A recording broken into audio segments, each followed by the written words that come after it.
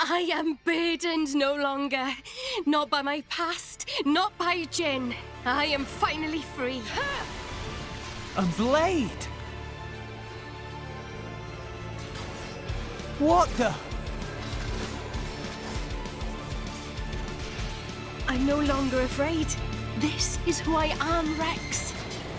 What's the point in living if I have to hide? Thank you for helping me see. I love you, Rex. I know. Raven, why was there an AMV of Nia kicking some ass? Well, my dear viewer, she's the topic of this video. I want to cover why Versus by the Wiki, again, is wrong about Xenoblade's power, and specifically about Nia's and the rest of Rex's team. I'd like to start this around the time of Rex and the crew fighting the phantasms of Adam. The phantasms made a crew that was already near that of their final/peak power Sweat. I'd also like to mention they were nerfed to all hell and motherfucking back. This was due to the rules of the Spirit Crucible. They weren't able to properly use ether or anything like that. I'll throw up the rules up here. As much. Gramps, you knew this would happen. The tales say that Spirit Crucible Elpis saps the strength of blades. Ether flows scarce in this area. That may be cause of problems. Glowing particles in air. They absorb ether. That is source of light. So not only do you have less power, the power you do have is being absorbed. Well, that's jolly tragic. This is when Nia showed her true power of a flesh eater. She was able to fight Adam's ghosts/phantasms. This is someone who was as strong as Malos in a lot of ways. You're too kind!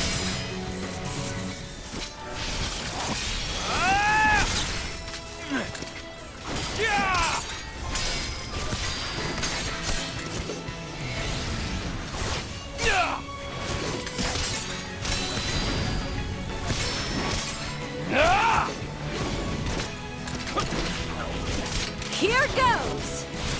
We don't know how much weaker these phantasms are, but they are meant to be a test of Numa's true power. Adam wanted to make sure someone who was worthy, adequate, and capable was trying to wield Numa's power. It was also a test of character. My name is Adam. I am long departed from this world. Your will to fight comes from your will to protect. Blades and mortals are linked.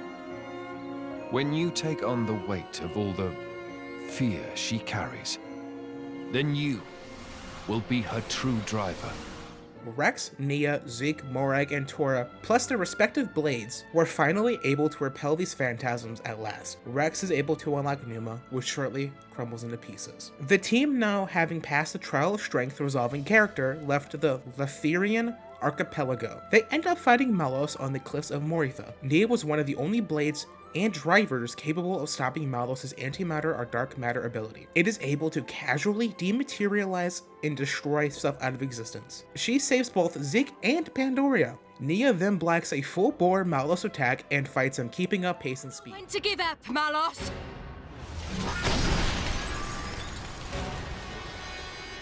Ah!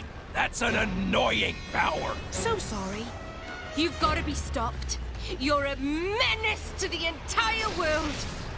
Is that so? Oh, you sweet talker, Nia. Malos mentions that Nia isn't strong enough to scratch him, which, to be honest, doesn't matter as much as you might think because she can bypass his durability like she does right after Malos says that. Nia asks Rex to follow her lead. She does a slash with Rex. It shoots out a water gets a Getensho. Once it lands, Malos scoffs, thinking it was that weak. Moments later, all of the balls of water formed by the slash shoot into Malos. This causes the cells to form cancers. She does this by inverting the power of regeneration. This allows her to erode the enemies from within. To put it bluntly, she basically controls cell production and all things related to cells and water.